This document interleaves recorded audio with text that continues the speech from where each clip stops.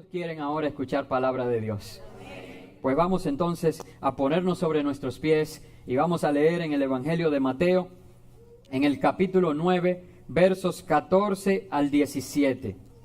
Evangelio de Mateo, capítulo 9, versos 14 al 17. Hoy vamos a estar hablando de vino nuevo en odres nuevos. Vino nuevo en odres nuevos.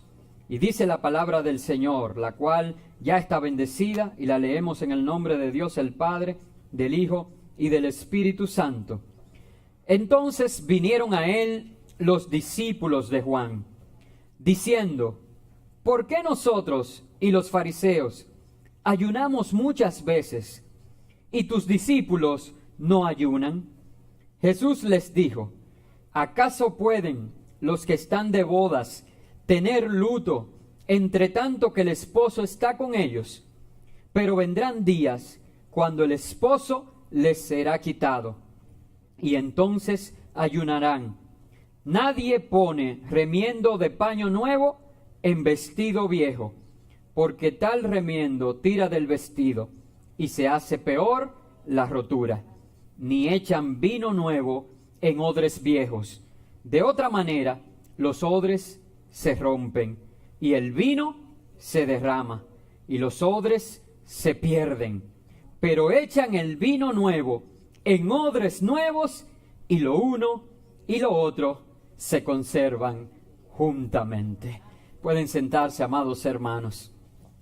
Antes de entrar en el tema que quiero resaltar, es bueno señalar que el asunto que se le presentó a Jesús primeramente es un asunto espiritual.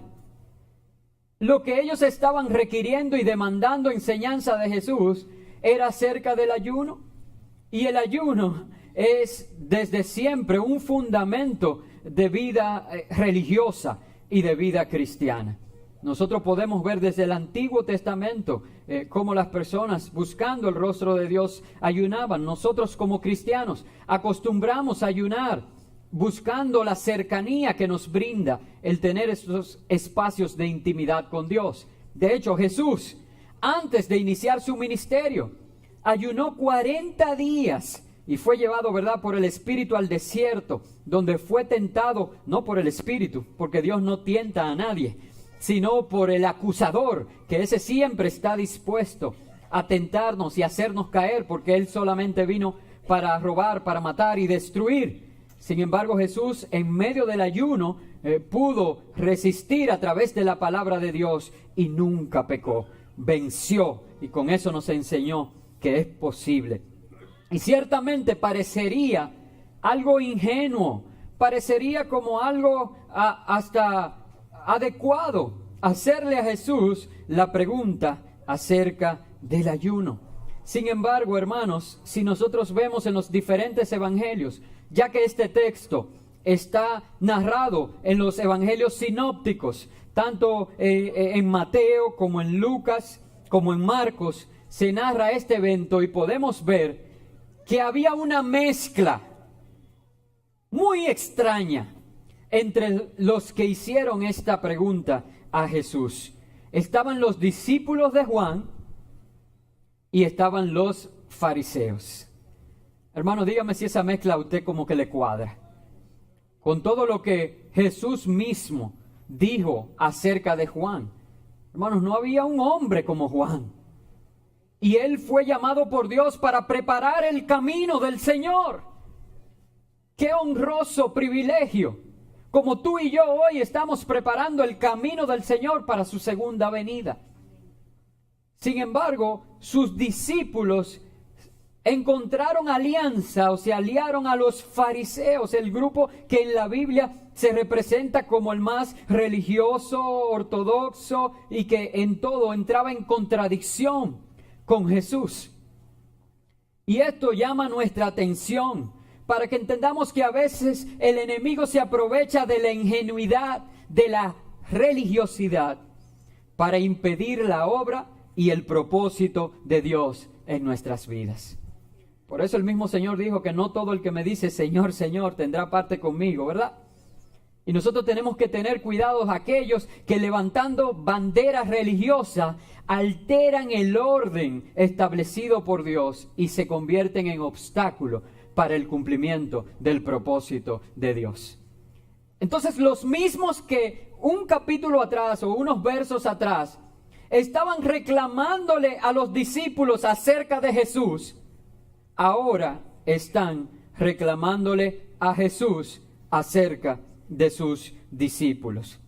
Yo no sé si ustedes vieron cuando Jesús echó los demonios fuera y cómo ellos le dijeron, pero ven acá, ¿y quién es este? Y le preguntaban a los discípulos, ¿quién era este Jesús? Pero ahora es a Jesús que vienen y le hablan acerca de sus discípulos. Mira, tus discípulos no ayunan. Porque eso es lo que el enemigo está buscando. Tratar de crear contradicción, tratar de crear enfrentamiento entre algunos que tienen los mismos intereses, porque estaban allí mezclados los discípulos de Juan. Y por eso es que tenemos que tener cuidado de cuando se viste de religiosidad, ¿verdad? Los deseos de la carne para traer contradicción. Y hermanos, miren, la contradicción no viene de Dios. Dios no es un Dios de confusión. Dios es un Dios de orden. Y en Dios todo tiene un orden. Y Dios ha establecido orden en todo, aún en principios de autoridad. Y entonces cuando nosotros cuestionamos la autoridad, estamos alterando el orden de Dios.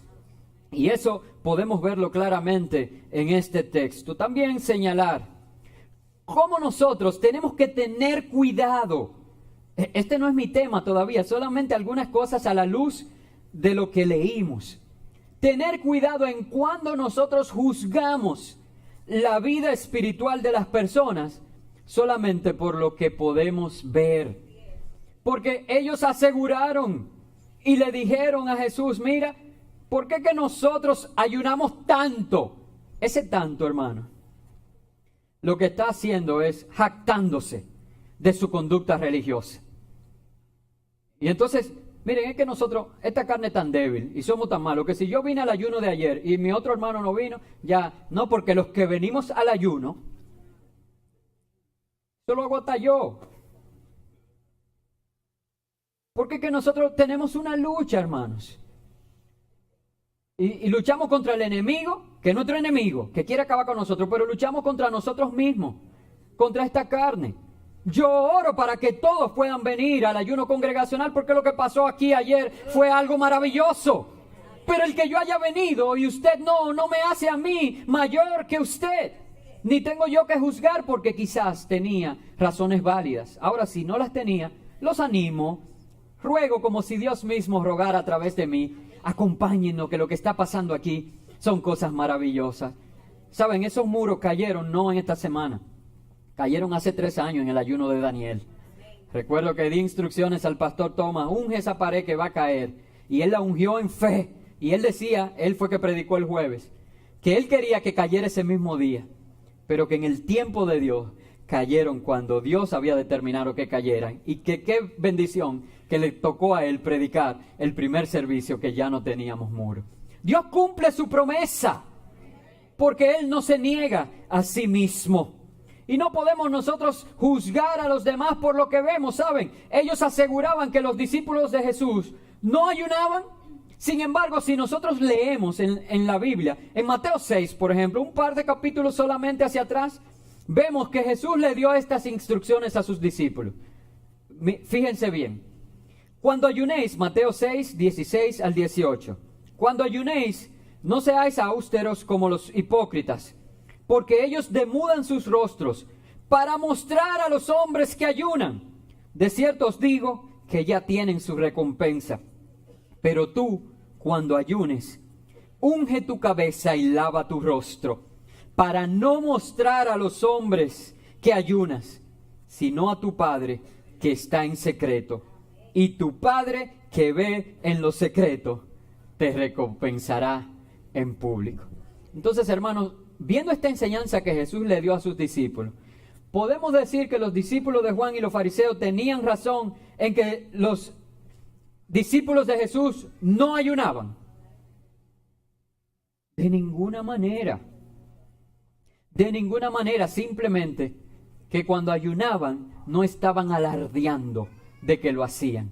No demudaban su rostro. ¿Usted sabe lo que es demudar su rostro? Pone, aquí estamos en Victoria ayunando. Y que por allá dicen café. Muchacho, el Señor te reprenda. No menciona el café. Tú no ves que yo tengo todas estas 2 horas ayunando. Bueno, eso no agrada a Dios.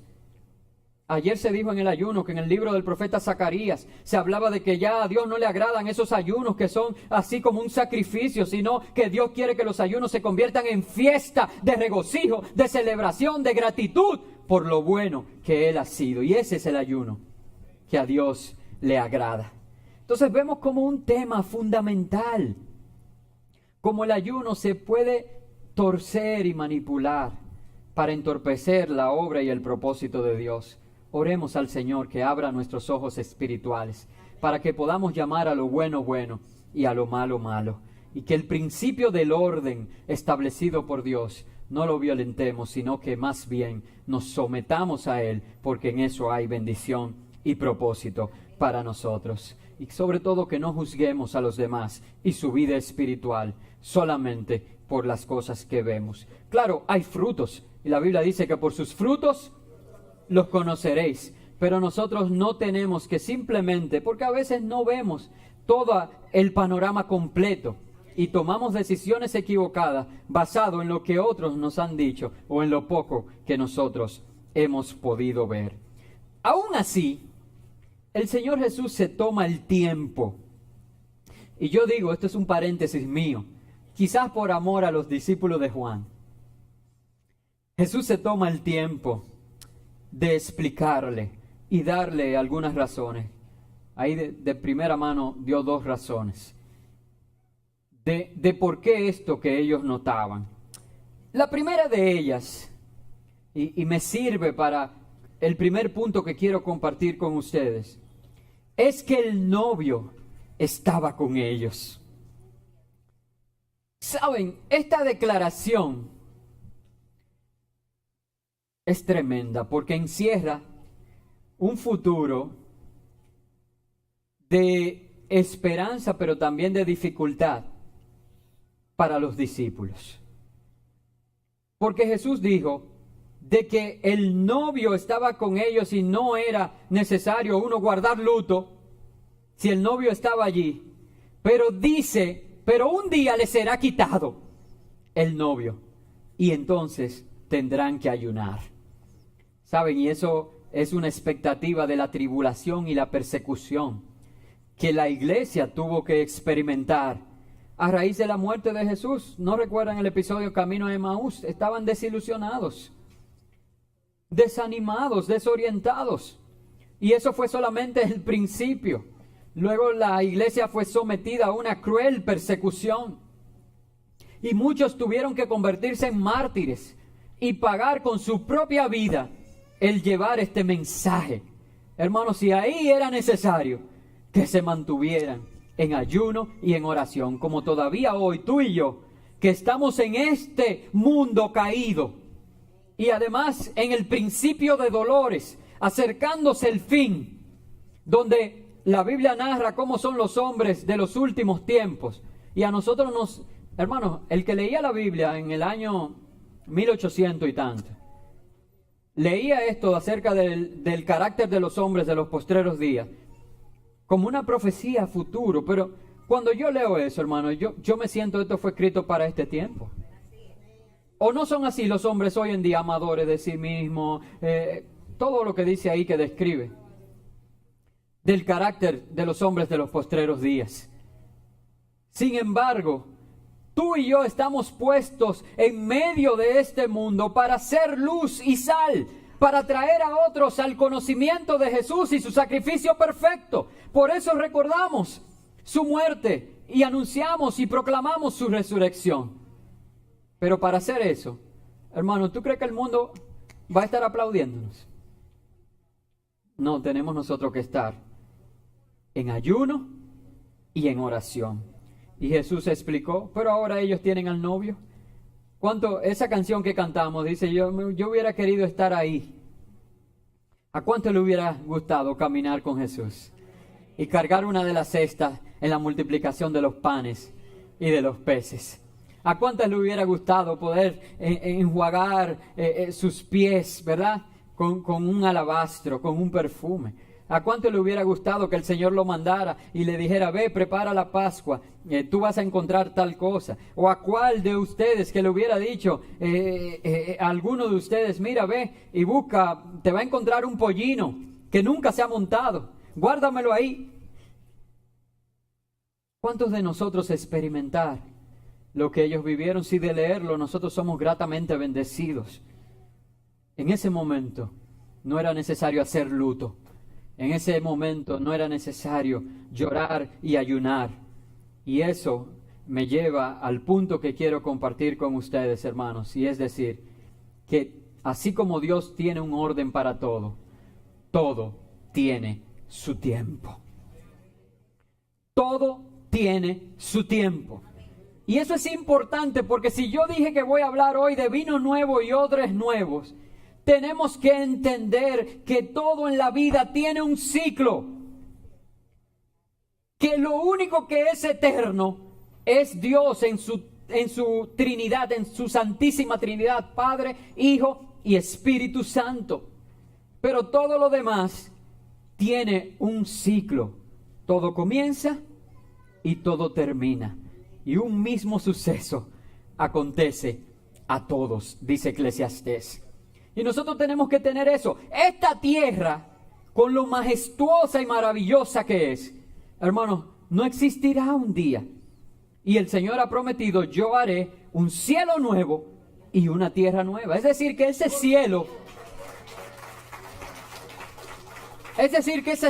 tan imponente, hermanos, yo el otro día me sorprendía y leyendo de esas revistas científicas, que el único astro de los cielos que el hombre ha pisado es la luna.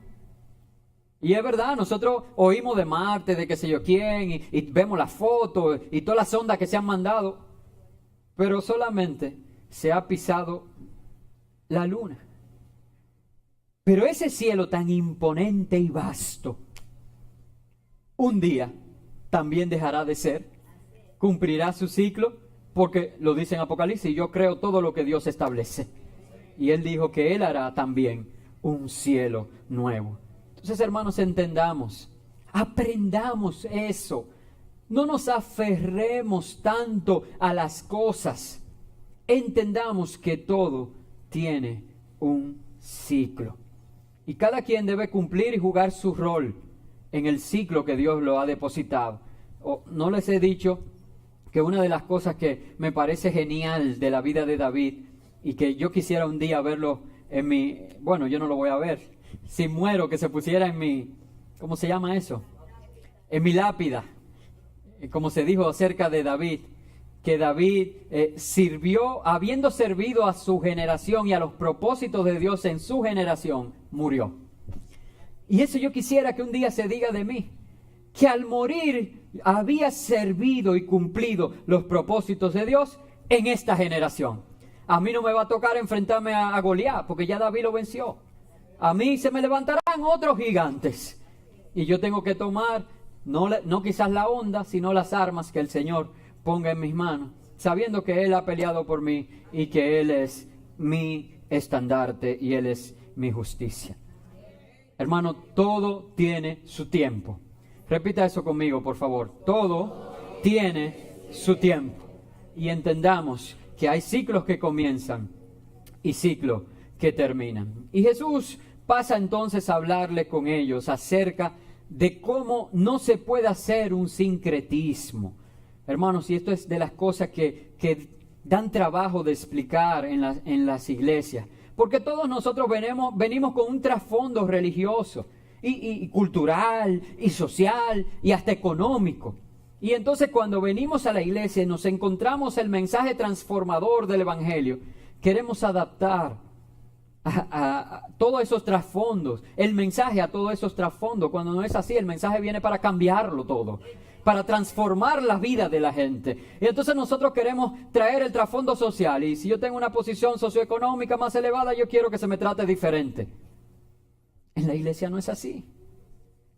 Y yo quiero traer mi trasfondo cultural y decir, bueno, es que a mí me gusta este tipo de... Y yo quiero que así se haga, que se pinte de este color, porque es el de temporada. Y en la iglesia no es así. Y nosotros venimos con un trasfondo espiritual y entonces entendemos que nos enseñaron que uno tiene que hacer catequesis antes de... Y queremos que en la iglesia sea así. Y en la iglesia no es así. Entonces Jesús tiene que luchar con esto, que desde el nacimiento... Jesús estaba aquí todavía. Y ellos vienen luchando, queriendo adaptar el mensaje de Jesús al judaísmo imperante en esa época. Y una vez más digo, estaban incluso ahí, ¿verdad?, ingenuos los discípulos de Juan el Bautista. Y Jesús le pone este ejemplo a raíz de textiles y de ropa, acerca de que uno no toma un paño nuevo, ¿verdad?, y con eso hace un parcho para un vestido viejo, porque dice que luego entonces se haría más grande la parte que está rota. ¿A qué se refiere esto? Hay un proceso, y la palabra que se usa ahí del hebreo, más que a un paño, se refiere a una tela sin procesar. Hay un proceso que se le hace con agua a las telas que permiten que luego cuando uno las lave no sea tan drástico los cambios que se produzcan. Entonces lo que Jesús está diciendo, si se le pone una tela ahí sin procesar en un hoyo, cuando se lave esa ropa, ¿qué tiende a pasar con las telas cuando se lavan? Se encogen. Y cuando se encogen, entonces, ¿qué va a hacer con lo que está cosido? Que se va a rasgar y entonces el hoyo se va a hacer más grande. Y eso mismo pasa cuando nosotros queremos poner esta nueva revelación de gracia y ajustarlo a las costumbres humanas o a la ley, como en ese tiempo querían pasar. Y nosotros tenemos que permitir que suceda en nosotros lo que dice Romanos 12, que nosotros seamos transformados por medio de la renovación de nuestro entendimiento. Es tener el entendimiento de que ahora yo no me pertenezco, de que yo tengo en mí la mente de Cristo. Y con los pensamientos de Cristo, yo voy a hacer lo que el Señor me mande a hacer. Ya yo no digo sí o no cuando me preguntan algo, porque es que yo no sé, yo no me mando. Yo puedo querer o no querer. Ahora, si el Señor me dice, yo siempre he dicho que yo al Señor no le digo que no. Y entonces, ¿puedo yo decir que no? No, depende de lo que el Señor me diga. Si el Señor dice no, no. Si el Señor dice sí, será sí. Hay cosas que no se pueden mezclar porque cambian la esencia. Y como decía hace un rato, hay que guardar el debido orden de las cosas. Muchas veces cuando intentamos remendar lo nuevo con lo viejo, con algo nuevo, no armoniza.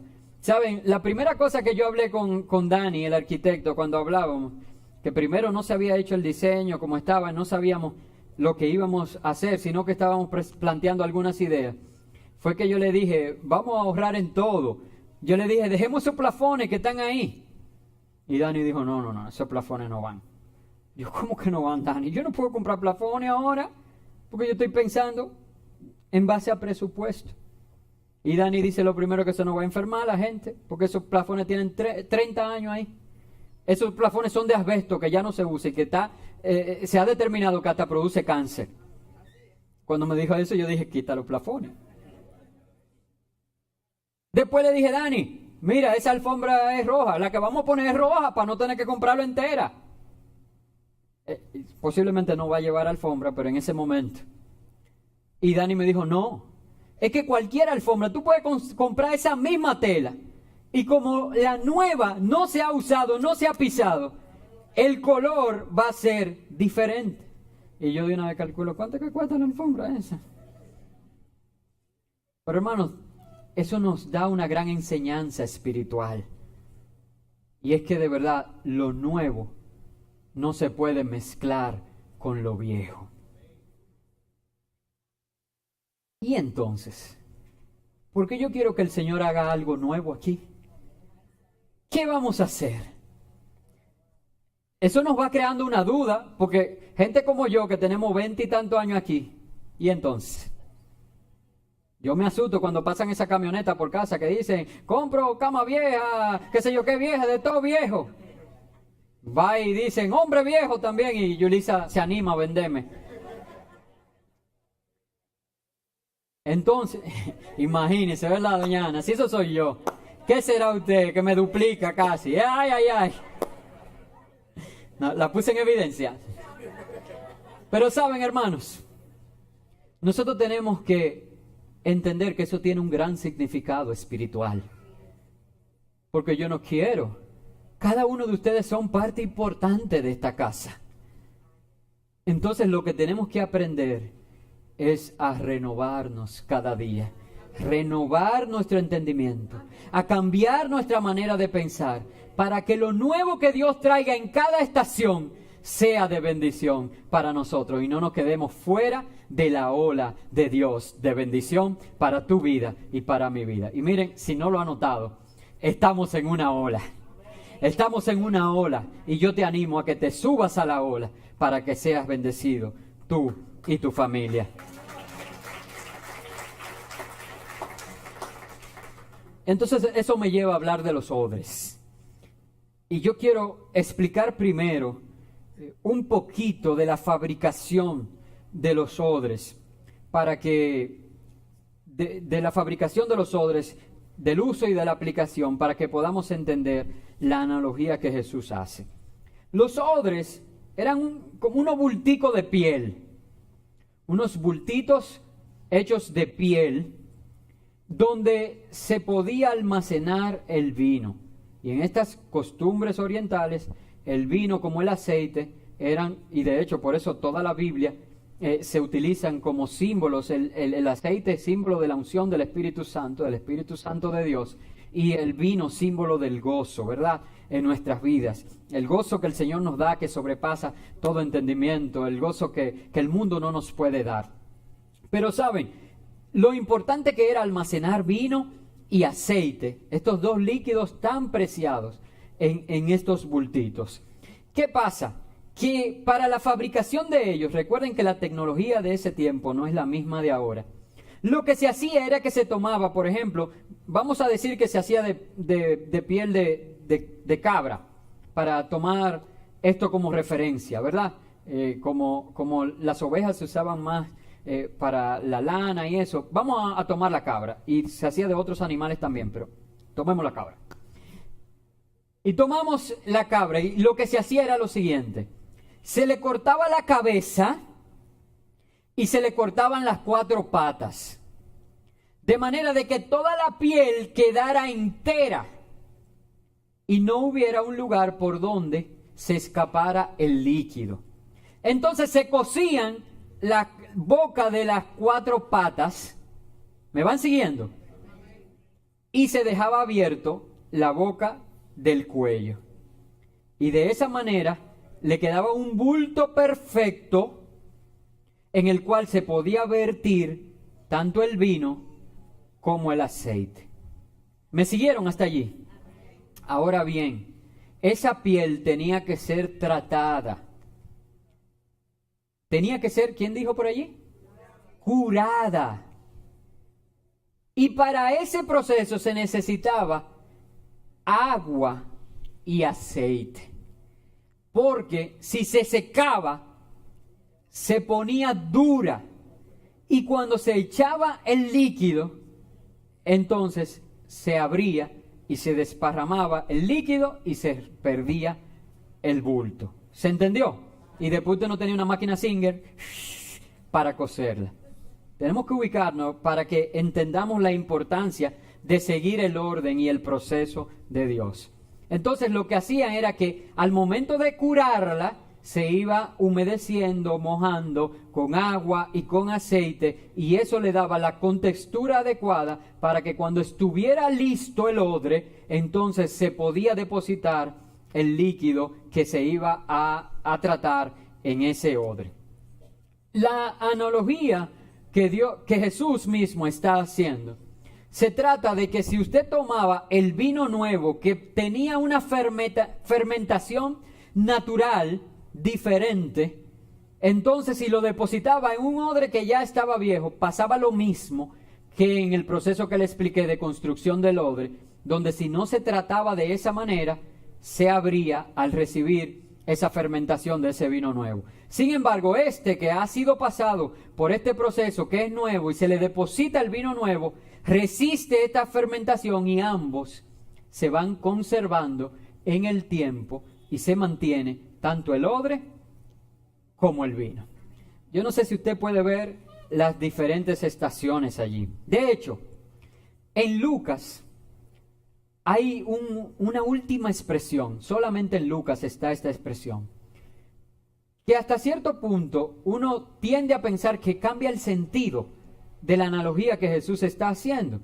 Y es una expresión que yo siempre recuerdo porque mi papá, antes de ser cristiano, la usaba para relajar. Y a mí se me quedó grabado eso.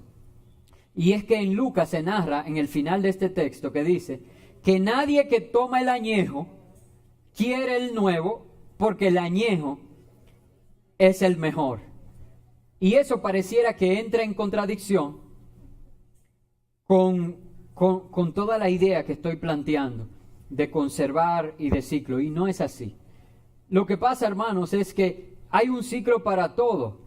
Y el odre viejo no puede guardar la fermentación y la textura de ese vino nuevo, porque se van a perder los dos. Pero la verdad es que ese vino nuevo que se deposita en odre nuevo, a medida que pasa el tiempo y que se conservan en el tiempo, va adquiriendo características que para el que toma ese vino le dan la textura indicada.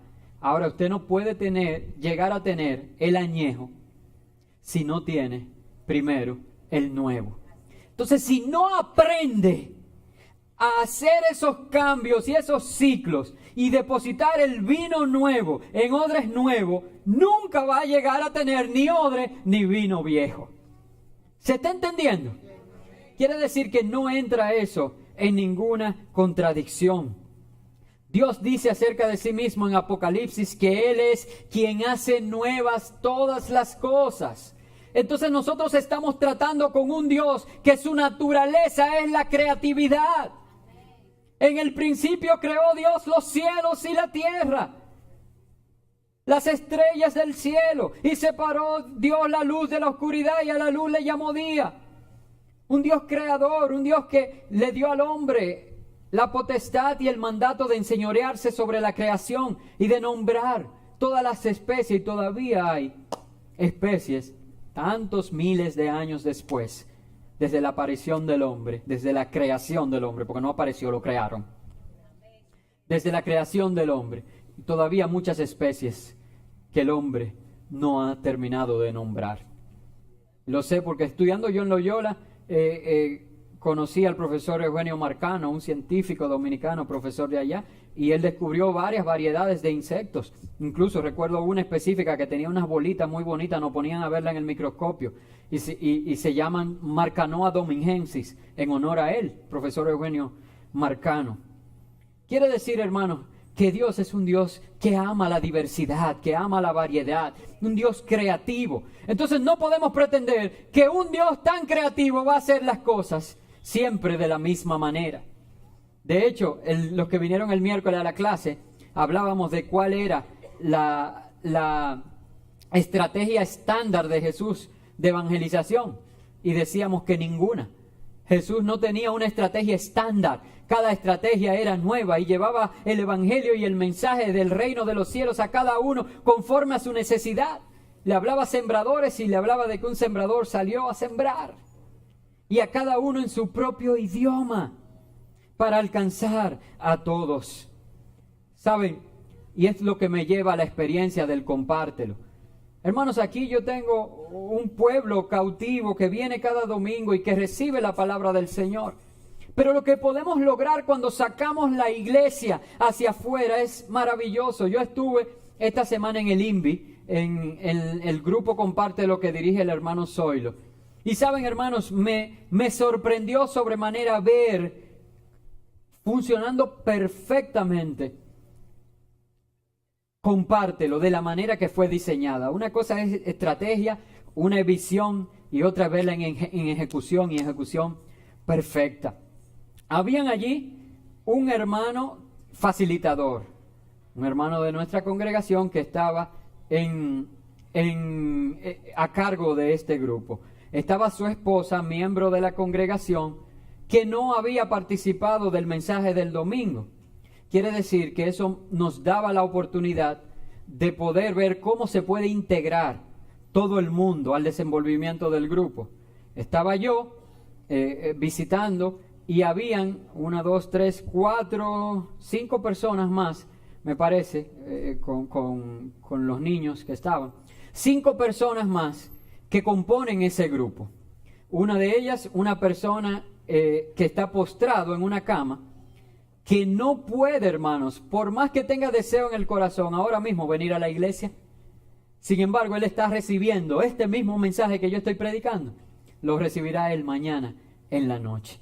Incluso el grupo comparte, lo hicimos en la habitación, porque está postrado en la cama. Allí estaban un matrimonio. Un matrimonio que asiste y que no son cristianos, no son creyentes, y que yo lo vi con una Biblia y parecen evangélicos. Pero hace un mes, cuando empezó el grupo, no sabía ni siquiera lo que era una Biblia, y abrí la Biblia y busqué en la Biblia. Y había una esposa de un señor que también no estuvo presente porque su hijo tuvo un accidente, pero ella estuvo entonces y pidió que se orara por la necesidad. O sea que ya han identificado que ese es un lugar de oración y que Dios escucha la oración que se hace en ese lugar. Saben, hermanos, sí, obviamente el hermano Zoilo sabemos que es un maestro de la palabra y él explicó el compártelo, pero que cualquiera, sin necesidad de ningún tipo de preparación, con la guía que se le entrega puede compartirlo. ¿No es así, Zoilo? Fácilmente. Pero como él integraba a la gente y le preguntaba a su esposa, la cual pudo hacer aseveraciones específicas y puntuales que enriquecieron la discusión. Yo que pude emocionado participar, cada vez que Zoilo decía, el predicador dijo tal cosa, yo me sentía ahí como que yo era Rick Warren, porque yo decía, pero ese predicador soy yo. Y emocionado quería participar y tenía vergüenza con Zoilo de interrumpirlo, pero yo quiero decir algo. Pero ver cómo aquellos que no conocían la palabra podían también decir y contar experiencia de ellos a raíz de lo que el facilitador planteaba. Hermanos, y cómo con seguridad y con fe el hermano Zoilo dio palabra de sanidad allí y le dijo, mira, de aquí a diciembre tú vas a estar en la iglesia dándole gloria a Dios por el milagro que ha hecho en tu vida. Y yo dije, y oré, se lo dije a Zoilo, pero oré, le dije, Señor, respalda esa declaración de fe. Y tú nunca falles, para que aquí puedan ver que tú eres un Dios todopoderoso. Hermanos, si nosotros reproducimos eso, donde quiera que nos movemos, el vino nuevo de este evangelio, que ese sí es eterno, ese no cambia. El mensaje nunca cambia. Va a poder llegar a lugares que nosotros no nos imaginamos. Cosas que ojo no vio, que oído no oyó, y que no han subido en corazón de hombre, o sea que nadie lo ha imaginado, son las que Dios tiene reservado para los que le aman. Y yo quiero que tú experimentes eso que yo experimenté. Yo quiero que tú seas un participante o un facilitador, pero que tú seas que está aportando un granito de arena para la manifestación poderosa del vino nuevo que Dios quiere traer en este tiempo. Nosotros tenemos célula aquí desde el año qué sé yo cuánto.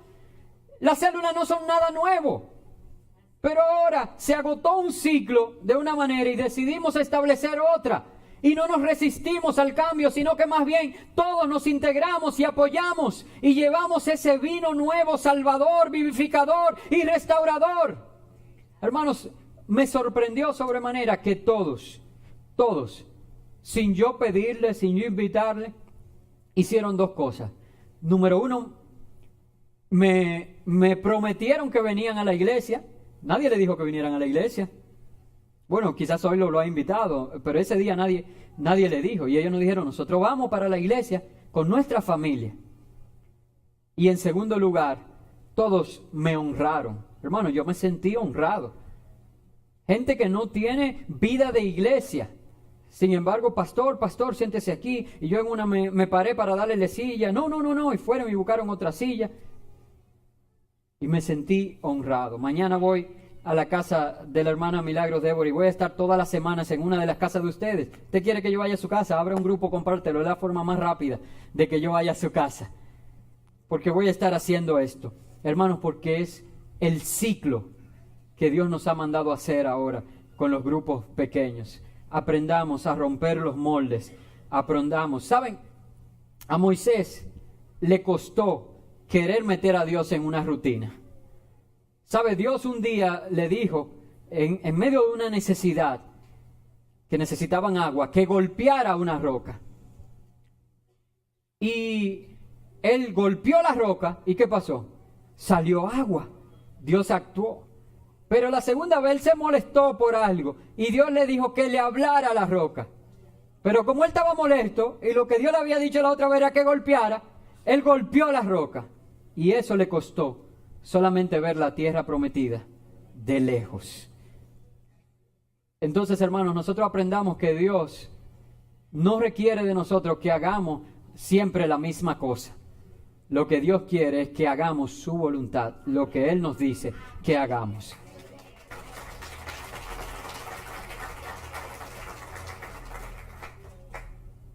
En Isaías 43:19, porque debo concluir con una idea después de leer este verso. En Isaías 43:19, que quiero leerlo en Nueva Versión Internacional, y voy a pedir a los adoradores que tomen su lugar. El Señor dice lo siguiente: voy a hacer algo nuevo. Ya está sucediendo. ¿No se dan cuenta?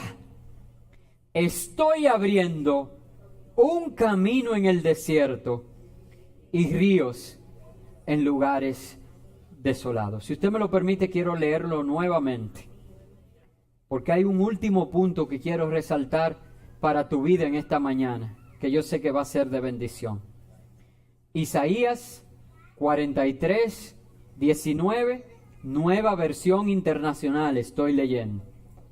Dice la palabra del Señor, puerta abierta a tu vida hoy. Voy a hacer algo nuevo. Ya está sucediendo. ¿No se dan cuenta? Estoy abriendo un camino en el desierto y río en lugares desolados.